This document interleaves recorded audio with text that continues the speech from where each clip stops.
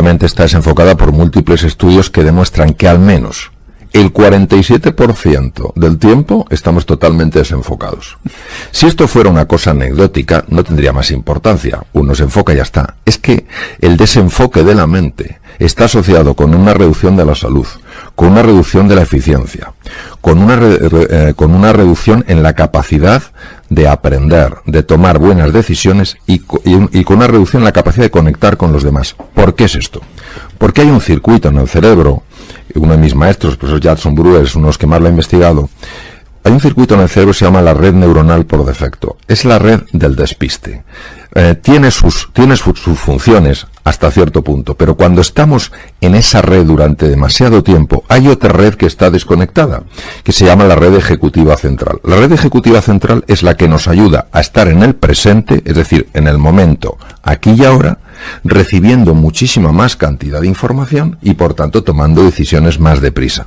La red neuronal por defecto nos lleva siempre al pasado o al futuro. Al pasado, a ver qué hice, tenía que haber hecho otra cosa, y al futuro para preocuparnos.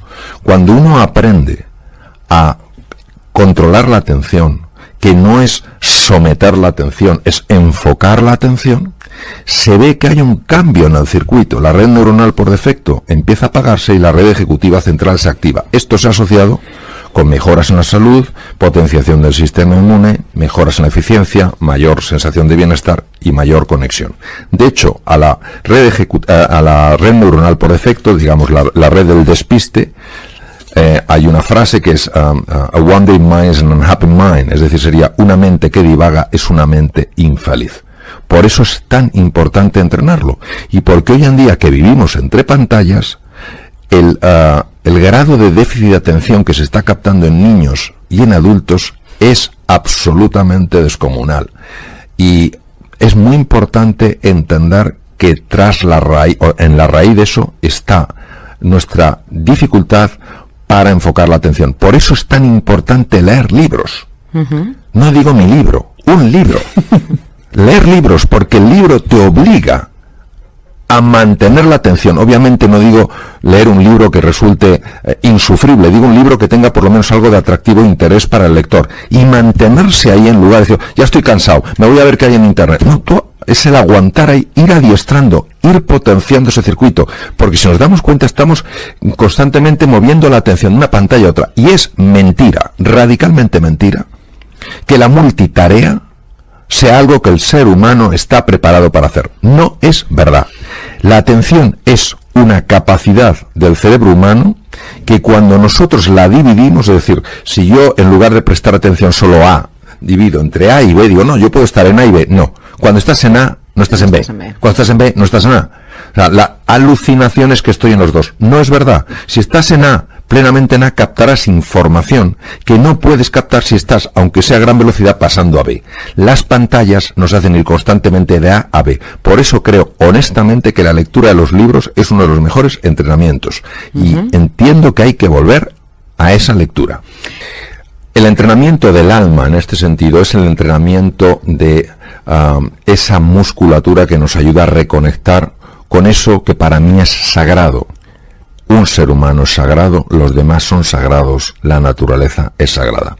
La meditación lo que hace es silenciar ese ruido mental, esa jaula de grillos que tenemos en la cabeza, que hace, aunque no nos demos cuenta porque actúa muchas veces a nivel del inconsciente, hace que no nos queramos, que no queramos a los demás y que no queramos a la naturaleza. Por eso, entre los ejercicios que yo sugiero, está el ejercicio de la gratitud. La gratitud ha sido muy estudiada, por ejemplo, en la Clínica Mayo, uno de los mejores hospitales del mundo, en Rochester, Minnesota, Estados Unidos. La gratitud, es decir, por la mañana antes de levantarse, cuando uno se acaba de despertar, pensar 5 personas o 5 cosas por las que te tienes que sentir agradecido. Eso se ha estudiado en múltiples investigaciones y se ve que tiene un impacto en el cuerpo. Por ejemplo, regulación de la tensión arterial en personas hipertensas, mejora del control de la glucosa en personas diabéticas. Dar paseos por la naturaleza. Hay que salir al campo, respetar el campo, no tirar papeles en el campo, no tirar latas. El bosque no es indiferente a nuestros descuidos, a nuestra desidia. Luego, también la generosidad, es decir, no solo pensar qué puedo sacar yo de aquí, sino qué puedo poner aquí. la cordialidad, sobre todo con personas que tienen distinta forma de pensar, distinta cultura, distinta educación. ¿Por qué tienen que ser menores que yo? ¿O por qué tienen que ser mayores que yo? Somos iguales en este sentido. Entonces, esa cordialidad, esa empatía y desde luego la compasión, que la compasión no es la lástima, la compasión es el deseo real de poner esa empatía en acción. Es decir, ves a alguien que se siente solo, que se siente aislado, que se siente poco valorado y en lugar de decir, bueno, es su problema, tú haces algo, lo que puedas, donde estés, como puedas, para ayudar a esa persona a reducir su sufrimiento. He de recordar que ha habido sonrisas, lo digo en serio y literalmente, que han evitado suicidios. ¿Por qué? Porque una persona que está en su momento más bajo, que ha perdido toda la confianza en sí misma y en el mundo, si se encuentra con alguien, aunque sea un extraño, que tenga un mínimo gesto de afecto, de cordialidad, una sencilla sonrisa, quién sabe el impacto que eso puede tener. Y de hecho sabemos por personas que han escrito en distintos sitios que una sonrisa, me estoy acordando de una persona que está decidida a suicidarse, una sonrisa por parte de un extraño, en este caso una mujer, ante una torpeza de él, que lo lógico es que hubiera desencadenado una reacción iracunda por la otra persona, lejos de encontrarse con una reacción iracunda, se encontró con una sonrisa. Ese hombre decidió no suicidarse y escribió una carta a un periódico en Estados Unidos explicando su caso. Hay una frase que me ha llamado mucho la atención del libro, que es: si no puedes más, es cuando más tienes que poder. ¿Qué quieres indicar con eso? Una de las personas, aunque soy un poco conocedor de su obra, pero sí me he acercado a mi manera a su obra, es Santa Teresa de Jesús. Santa Teresa de Jesús, Santa Teresa de Ávila, hablaba mucho de esto, aunque no pueda, aunque duela. ¿De qué habla? Vamos a quitar el contexto religioso. Vamos a hablar de un contexto muy humano. Nosotros no somos quienes creemos que somos. Los límites que padecemos y sufrimos en la vida no son límites que correspondan a nuestra naturaleza.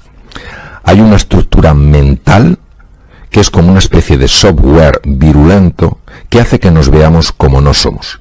En cuanto empezamos a salir de esa estructura mental, empezamos a rozar los límites. Imaginémonos que estamos cruzando la línea al horizonte. Pues nos entra la angustia, el miedo al vacío, como hace 500 años que pensaban que tras el precipicio había dragones. Y nos echamos para atrás. Pues no, en ese momento donde crees que no puedes más, que tienes miedo, que te sientes incompetente, que te sientes desesperanzado, que te sientes solo, que ves que todo se te hace grande, en ese momento hay que estirar un poquito más, atreverse un poquito más en aquellas cosas que en tu vida tienen sentido, porque al atreverte ocurre una cosa singular, que es que te das cuenta de que sí que se puede.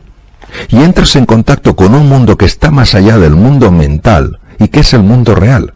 Y el mundo real es infinitamente más benévolo que el mundo mental.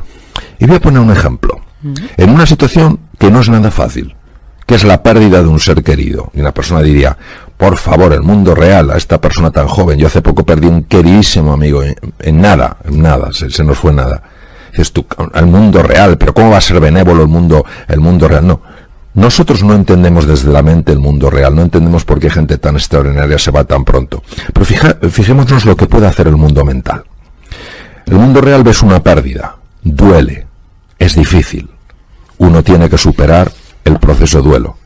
Pero imaginemos lo que puede hacer el mundo mental. ¿Por qué esta persona que era tan buena? ¿Por qué esta persona que era? ¿Por qué nos ha ido alguien que era más malo? ¿Por qué no sé qué tal cual? Y nos mete en una dinámica que, lejos de ayudarnos a recuperarnos de la pérdida, lo que nos llena es de frustración, de resentimiento contra la vida, de desesperanza, de sensación de que la vida es algo tan absolutamente incierto que nos supera. Por eso creo que todo acercamiento al mundo real, incluso con sus dificultades, nos va a ayudar a encontrar nuestros verdaderos límites, que desde luego son muchísimo más superior, o sea, muchísimo más, ¿cómo diría yo?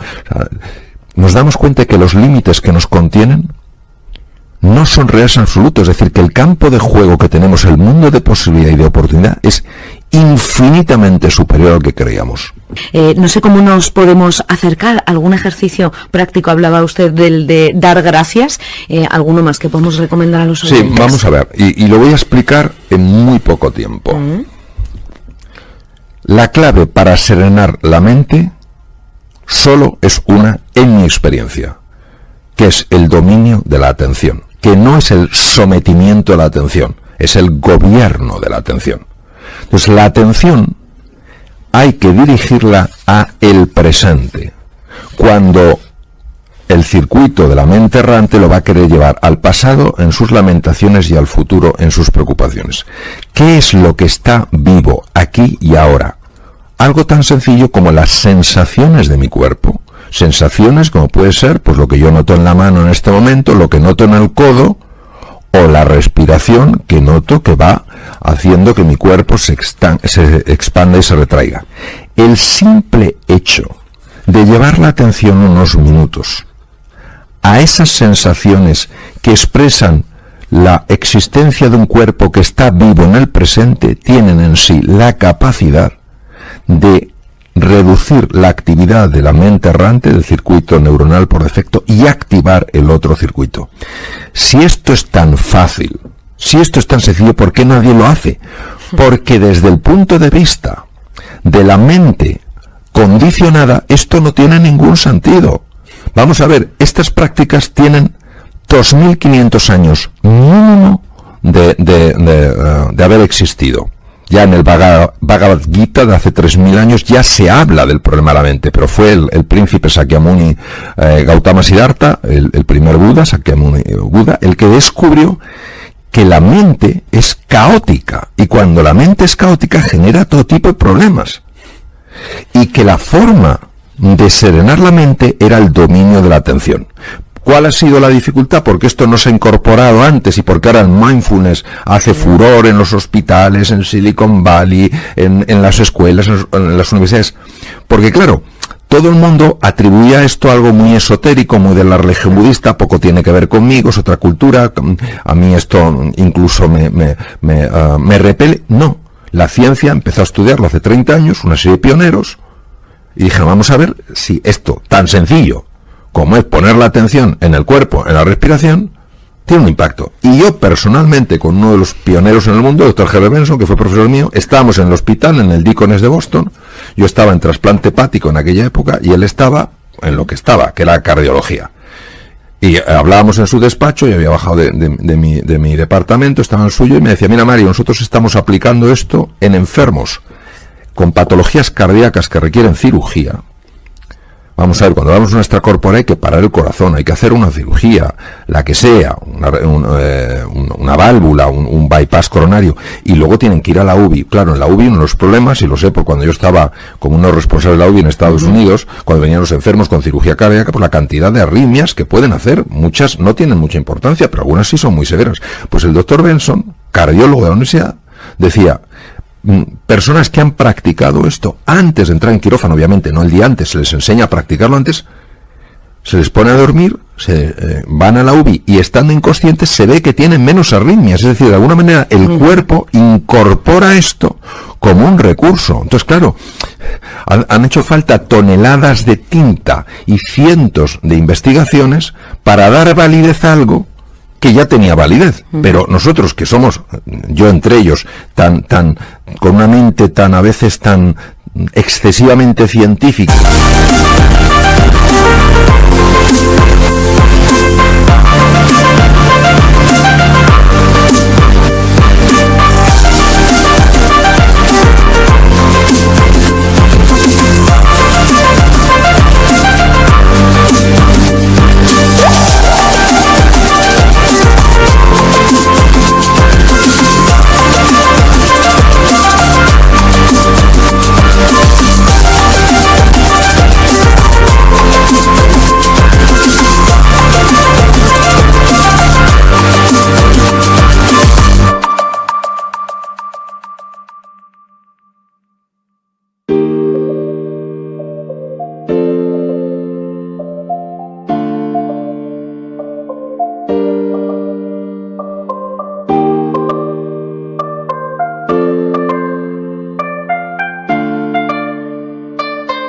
significa que no lo creemos hasta que no lo vemos.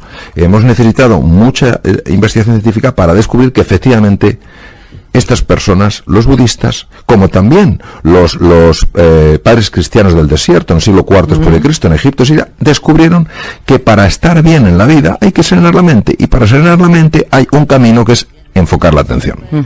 Me gustaría saber si dedicar el tiempo, ¿no? Tiempo personal, al crecimiento personal, si podemos decir que tiene unos beneficios reconocidos por la ciencia. Sin ninguna duda. Tú fíjate que nosotros manejamos sin darnos cuenta un esquema que tiene bastantes deficiencias, que es: yo tengo que hacer un montón de cosas para tener un montón de éxito y ser famoso, cuando en realidad habría que invertir el esquema. La clave es quién eres tú. Desde el ser, tú haces y tú obtienes. Todo lo que tiene que ver con el ser tiene que ver con el crecimiento personal. Es decir, en el fondo todos somos mineros que tenemos que picar mucha roca de granito para acabar encontrando la veta de oro. La veta de oro siempre estuvo en la mina. Lo que pasa es que nosotros solo veíamos lo superficial, que era, obviamente, la piedra de granito. Cuando uno solo ve la piedra de granito, dice: ¿con esto qué puedo hacer en la vida? Pues poco. Podré vender un poco de granito y obtener pues un cierto reconocimiento, un cierto dinero por este granito. Pero cuando uno descubre la veta de oro, ya sabe que puede hacer muchas más cosas con ese oro y obtener cosas radicalmente distintas a las que obtendría con el granito. El crecimiento personal, desde mi punto de vista, desde mi perspectiva, es el camino que te lleva del granito al oro.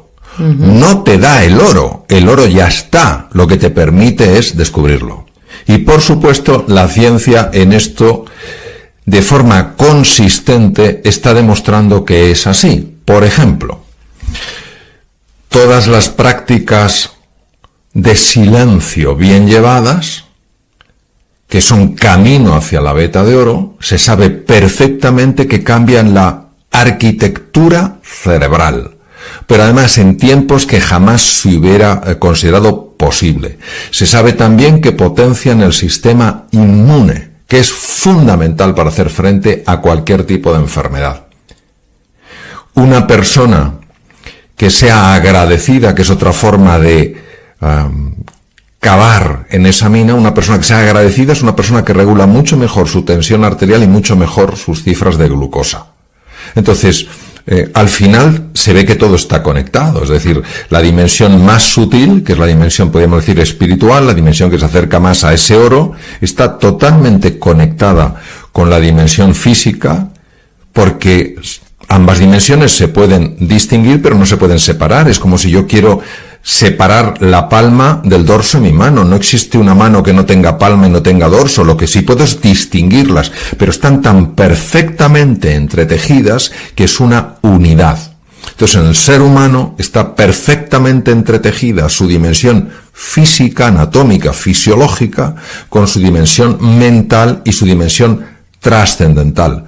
La gran ventaja de esto es que todo impacto a nivel físico, impacto positivo me refiero, que tiene que ver precisamente con el crecimiento personal, que por supuesto incluye al cuerpo, incluye nutrición, incluye descanso, incluye ejercicio físico, tiene un impacto directo en los procesos mentales. Las personas que hacen ejercicio físico, que cuidan su nutrición, son personas que están más tranquilas, que son más serenas, que son más entusiastas, están más que visto. Y además afecta a su dimensión anímica. Son personas más agradecidas, son personas más generosas. La persona que cuida sus procesos mentales, que practica mindfulness, que consigue equilibrar la mente caótica, es una persona que potencia, como he dicho, la función de su cerebro y la función de su sistema inmune. Y además resulta que es una persona que cuida mejor de la naturaleza, que es más amable, más afectivo con la naturaleza. La persona que por las mañanas, en lugar de enfadarse ante la cantidad de cosas que tiene que hacer, muestra una gratitud por tener un día más que poder vivir, es una persona que curiosamente vive con más equilibrio mental y con más salud física. Entonces son tres dimensiones entretejidas. ¿Qué pasa? Que normalmente, como la dimensión mental y la dimensión espiritual son dimensiones sutiles, pues hasta que la ciencia no ha mostrado cómo esas dimensiones tienen un impacto a nivel corporal, pues no se han aceptado. No nos lo hemos creído. No lo hemos creído. Y a pesar de todos estos beneficios, que me estaba yo poniendo nerviosa conforme te escuchaba, porque es que realmente es brutal, ¿cómo puede ser que sigamos sin sacar tiempo, ¿no? Porque estás hablando de momentos de silencio, momentos de gratitud. ¿Cómo puede ser que seguimos sin sacar tiempo para una cosa que nos da tantos beneficios? Porque la lente a través de la que miramos la realidad es una lente defectuosa. O sea, nosotros nos creemos lo que nos dice la lente, cuando la lente lo que nos está diciendo no es verdad. La lente nos está mostrando el mundo mental, no nos está mostrando el mundo real. Es decir, si yo en el mundo real tengo tiempo, pero en el mundo mental no lo tengo, yo daré más valor, más credibilidad al mundo mental que al mundo real. Pongo un ejemplo. ¿Que tenemos tiempo? Por supuesto que tenemos tiempo. ¿Que percibimos que no tenemos tiempo? Por supuesto que percibimos que no. Ahora voy a poner este ejemplo tan sencillo. Un amigo mío encuentra en una casa de su bisabuelo un pequeño baúl que por alguna razón no lo habían visto antes. Lo abre y había un periódico mi amigo es austriaco, un periódico de aquella época, comienzos del siglo XX. Sección de sucesos. Un tranvía atropella y mata a un anciano de 41 años. A comienzos del siglo XX, una persona de 41 años era un anciano. Fíjate. Hoy podemos vivir hasta los 90 años fácilmente y nuestros hijos vivirán probablemente más allá de los 100. ¿Cómo es posible que nos quejemos del tiempo? Es nuestra gran excusa. Nosotros no tenemos un problema de tiempo, tenemos un tema de prioridades. Claro, administrar ese tiempo. Claro, ¿no? entonces, ¿qué pasa? Que nos cuesta mucho decir no a ciertas cosas. Y tenemos que entender que hay tiempo para hacer lo fundamental, pero no hay tiempo para hacer todo. Entonces, uno tiene que decir qué es lo esencial en su vida. Entonces, lo que no te puedes ir a dormir, yo lo entiendo así, es diciendo, ¿para qué? No he tenido tiempo para hacer lo fundamental. No.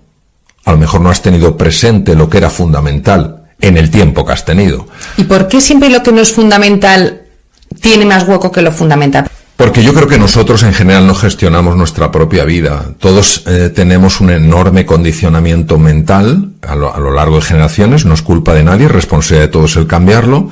Y al final lo que vamos es siguiendo un poco lo que decía Sigmund Freud, ¿no? El ideal del yo. Para ser alguien en la vida tienes que hacer esto y esto. Para ser tal. Entonces buscamos una perfección que nos ahoga. Y perdemos lo que es el sentido de la realidad. Y nos vamos llevando por lo que es el paradigma dominante. Paradigma viene del griego y decir forma de ver, por la forma de ver dominante. Y por eso es tan triste que al final, cuando una persona está llegando al final de sus días, mire y diga, ¿cómo es posible que mi vida haya sido así? Es lo que no acabamos de comprender con calado y con hondura es el poder que tiene la mente para gobernar nuestra vida. Y si no entiendes cómo opera tu mente, si no entiendes cómo tu mente puede ser condicionada, incluso manipulada, y no tienes esa decisión, yo voy a ser el capitán de mi vida, lo cual no quiere decir hacer nada absurdo, todo lo contrario, se trata de hacer cosas inteligentes que te traigan más salud, más bienestar, más prosperidad y más felicidad, no solo a tu vida, sino a la de tus seres queridos. Entonces vivimos atrapados en un espejismo sin ser conscientes de ello. Adam Smith, el gran economista, decía, el pez no sabe que está dentro del agua hasta que alguien le saca de ella. Vivimos dentro de el agua pensando que es lo único que hay, que solo hay recursos ahí, que solo hay posibilidades ahí. Entonces hasta que un pececillo asoma la cabeza y dice, anda, si hay más cosas, si puedo elegir.